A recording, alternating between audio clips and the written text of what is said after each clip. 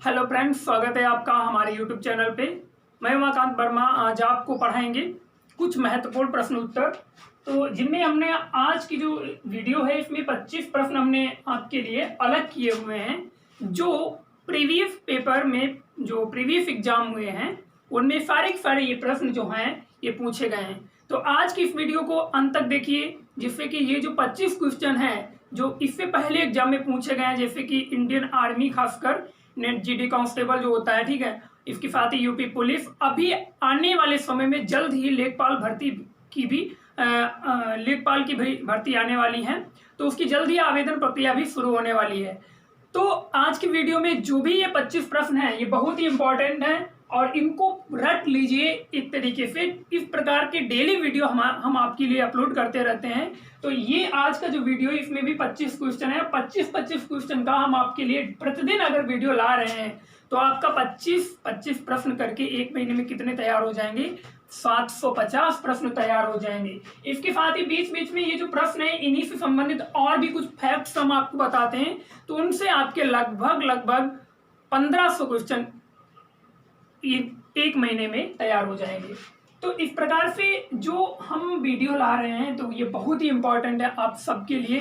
तो इस वीडियो को ज़्यादा से ज़्यादा शेयर कीजिए अपने दोस्तों को। व्हाट्सएप ग्रुप जो भी स्टडी संबंधी है फालतू के ग्रुपों में बिल्कुल सेंड मत कीजिएगा, ये मैं आपको बताया दे रहा हूँ। और कहीं भी ऐसी जगह मत सेंड कीजिए जहाँ पर इसकी इज्जत ना हो।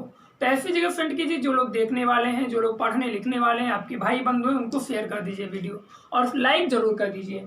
तो चलिए आज की वीडियो को शुरू करते हैं। आज का जो पहला प्रश्न है वो है कि विजयनगर साम्राज्य के संस्थापक कौन थे? देखिए, विजयनगर साम्राज्य एक बहुत ही फेमस साम्राज्य था और इसके संस्थापक कौन थे? तो इसके संस्थापक थे हरिहर एवं बुक्का। ये हरिहर और बुक्का कौन थे? ये दो सगे भाई थे। कैसे? दो सगे भाई थे और ये दो सगे भाई थे, इन्होंने विजयनगर साम्राज्य की स्थापना की, जिनमें हरिहर बड़ा था और बुक्का छोटा था। तो हरिहर पहला शासक बना, उसके बाद में हरिहर के बाद में बुक्का शासक बना। तो विजयनगर साम्राज्य की इन दोनों ने मिलकर के स्थापना की थी। नेक्स्ट क्वेश्चन है 1857 का विद्रोह कहां से शुरू हुआ? तो 1857 का जो विद्रोह है एक बहुत बड़ा विद्रोह था, ठीक है, अब तक उस समय का सबसे बड़ा विद्रोह था। तो इससे प्रश्न जरूर पूछा जाता है। इससे अगर ये नहीं प्रश्न पूछा जाएगा तो और सारे प्रश्न पूछ लिए जाएंगे, जैसे कानपुर में किसने नेतृत्व किया, झांसी में किसने नेतृत्व किया, ग्वालियर में किसने नेतृत्व किया। इस प्रकार के बहुत सारे प्रश्न आपको पूछे जा सकते। तो इसमें पूछा गया है मेरठ 1857 का विद्रोह शुरू कहां से हुआ? तो कहां से शुरू हुआ था? मेरठ से शुरू हुआ था। कहां से? मेरठ से शुरू हुआ था। तो इसका आंसर क्या हुआ? मेरठ। नेक्स्ट क्वेश्चन है उपराष्ट्रपति किसका सभापति होता है? तो यहाँ पर देखिए कई हम क्वेश्चन आपके क्लियर कर देंगे। तो उपराष्ट्रपति जो होता है वो किसका सभापति होता है? देखिए, सभापति किसका होता है? उपराष्ट्रपति राज्यसभा का सभापति होता है। किसका? राज्यसभा, जो कि उच्च सदन है। कैसा सदन है? उच्च सदन है। जो संसद है, संसद का उच्च सदन जो होता है वो राज्यसभा होता है और इसका सभापति कौन होता है? उपराष्ट्रपति होता है। अब उपराष्ट्रपति के वेतन की बात करें तो उपराष्ट्रपति का कोई भी वेतन नहीं होता है, कोई भी वेतन नहीं होता है, ये याद रखना। उपराष्ट्रपति का जो वेतन होता है वो उसको सभापति के तौर पर वेतन दिया जाता है। यानी कि उपराष्ट्रपति का कोई भी वेतन नहीं होता है, उसको अगर वेतन मिलता है तो उसको सभापति के रूप में वेतन दिया जाता है, वो भी राज्यसभा का सभापति होने के नाते। नेक्स्ट क्वेश्चन है पांड्य वंश की राजधानी क्या थी? तो पांड्य वंश की राजधानी फ्रेंड्स थी मदुरै। क्या थी? मदुरै पांड्य वंश की राजधानी थी। अगला क्वेश्चन है अर्जुन पुरस्कार किस क्षेत्र में दिया जाता है? तो अर्जुन पुरस्कार, अर्जुन को आप जानते होंगे, तीरंदाज थे। तो तीरंदाज किसके अंतर्गत है? खेल के अंतर्गत आता है तीरंदाजी। तो अर्जुन पुरस्कार जो है किस क्षेत्र में दिया जाता है? खेल के क्षेत्र में दिया जाता है।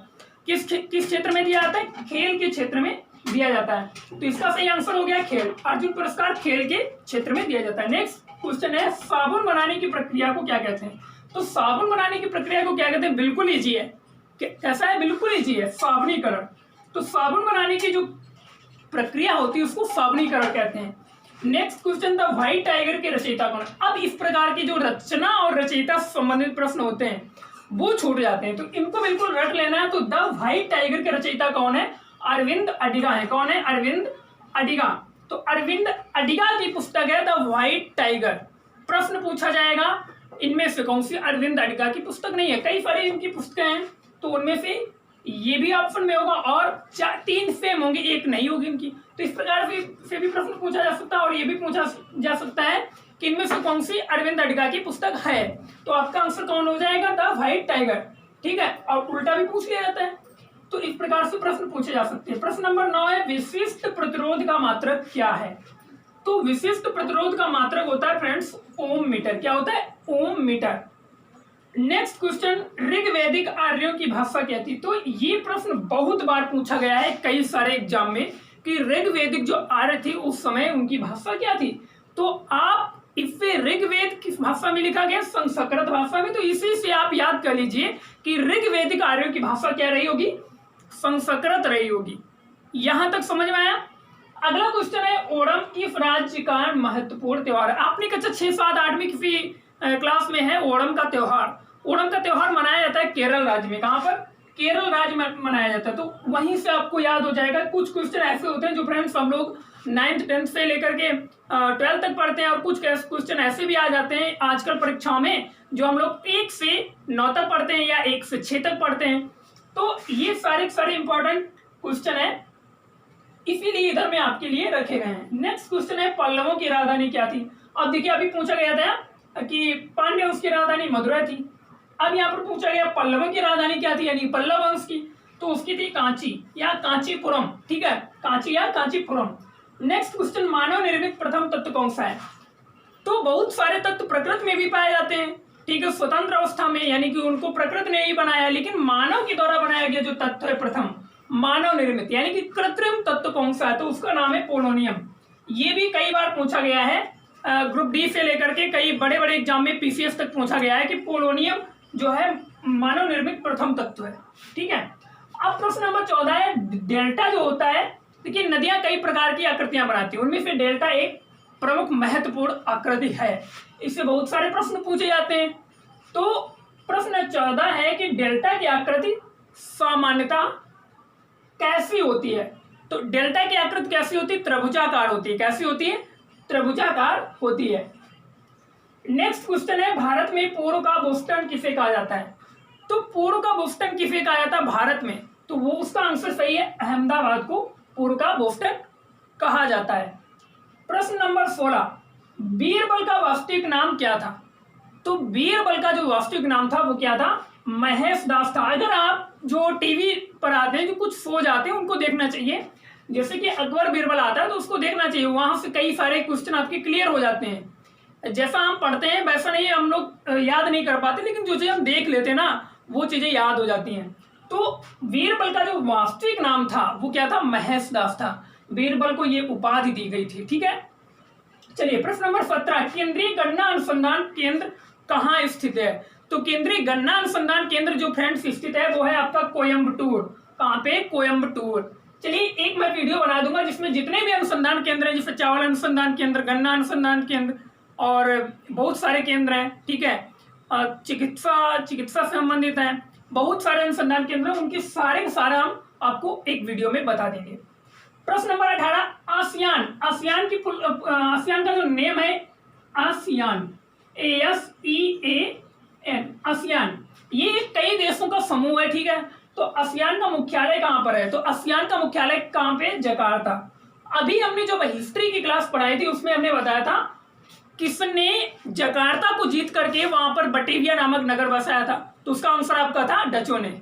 1619 ईस्वी में, शायद आपको याद हो, तो 1619 में जकार्ता को जीत करके किसने वहां पर बटेविया नाम का नगर बसाया था? डचों ने। तो देखिए जकार्ता जो है वहां से मैं हिस्ट्री में आपको ले गया।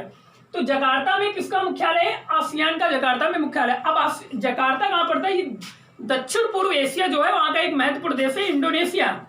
इंडोनेशिया की राजधानी है जकार्ता। क्या है? जकार्ता। चलिए प्रश्न नंबर 19, संविधान सभा की पहली बैठक कब हुई थी? हालांकि ये सबको याद है, लेकिन कुछ लोग इसमें भी डिस्टर्ब रहते हैं कि पहली बैठक कब हुई थी, वो 1 घंटे सोचेंगे फिर भी नहीं बता पाते। तो इसकी बैठक हुई थी 9 दिसंबर 9/11/13। आपको याद रखना 9/11/13 1946, 9/11/13 1946 प्रथम द्वितीय तृतीय 9/11/13। तो 9 दिसंबर को पहली बैठक हुई। इसी बैठक में संविधान सभा का अस्थायी अध्यक्ष किसे चुना गया? डॉक्टर सच्चिदानंद सिन्हा। और डॉक्टर सच्चिदानंद सिन्हा को कहा जाता है भारत का वयोवृद्ध पुरुष। भारत का वयोवृद्ध पुरुष। उसके बाद में इनकी मृत्यु हो जाती है, 9 या 10 में इनकी मृत्यु हो जाती है।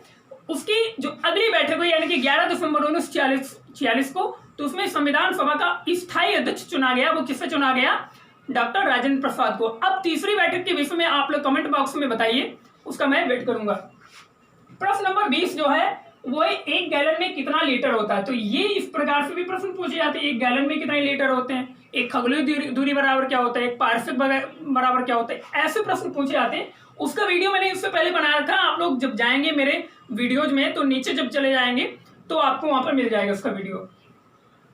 प्रश्न नंबर 21, सॉरी 1 गैलन में होता है 4.54 लीटर होता है 1 गैलन में, ठीक है। प्रश्न नंबर 21 से स्वर्ण किस पदार्थ में घुल जाता है। तो देखिए बहुत ही इंपॉर्टेंट क्वेश्चन है, हालांकि ये साइंस से रिलेटेड है तो उसमें भी केमिस्ट्री से, लेकिन ये बहुत सारे एग्जाम में पूछा गया, खास करके आपका एनटीपीसी हो गया, रेलवे ग्रुप डी हो गया, ठीक है, डीआरडीओ हो गया, इनमें प्रश्न ये ऐसे पूछे जाते हैं कि स्वर्ण किस पदार्थ में घुल जाता है। तो इसका सही आंसर हो गया एक्वा रेजिया।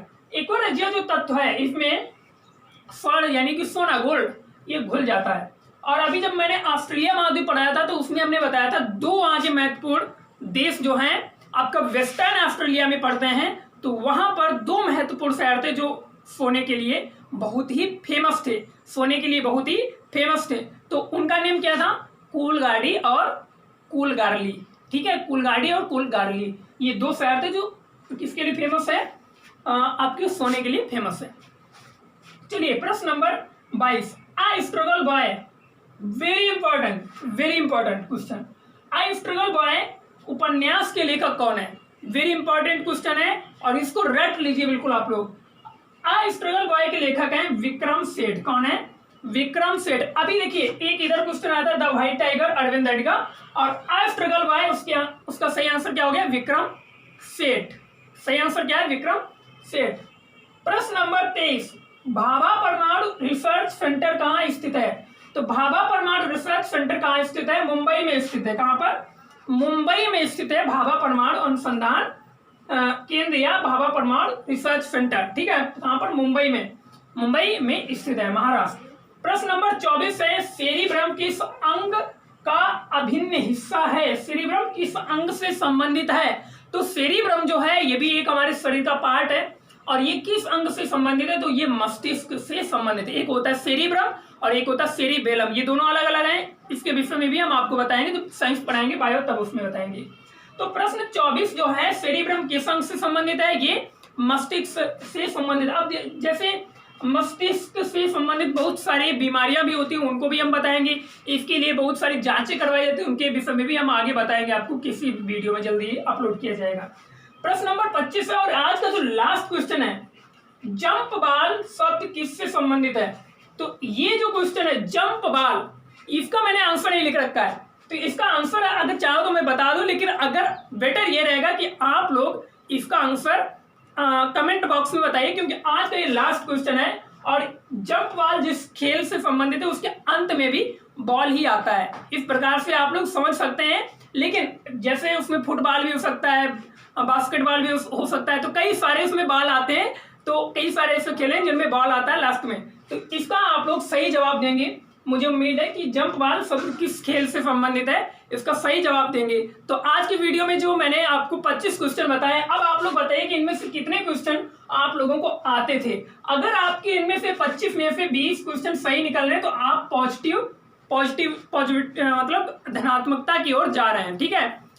अगर 20 से कम निकल रहे हैं तो आप फिर और अधिक तैयारी कीजिए, ठीक है। तो आज की वीडियो में रखते हैं इतना ही। अगर वीडियो आपको अच्छा लगा हो तो लाइक करें और थोड़ा हेल्पफुल लगा हो तो इसको शेयर करें, और भी अगर बढ़िया लगा हो तो कमेंट भी कर दीजिए, इसके साथ ही शेयर कर दीजिए। अगर चैनल नहीं सब्सक्राइब किया तो सब्सक्राइब कर दीजिए, क्योंकि इस प्रकार के वीडियो हम डेली आपके लिए लाते हैं। जैसे कि लेखपाल भर्ती आने वाली है, उसका आवेदन प्रक्रिया भी जल्द ही शुरू होने वाला है। अगर आप लोगों के पास CCC, सुना जाता है कि CCC इस वर्ष नहीं मांगा जाएगा, लेकिन अगर मांगा जा रहा है तो उसकी आप अपनी तैयारी करते रहिए। फिलहाल जिसके पास CCC है वो भी तैयारी करे, जिसके पास नहीं है वो भी तैयारी करे।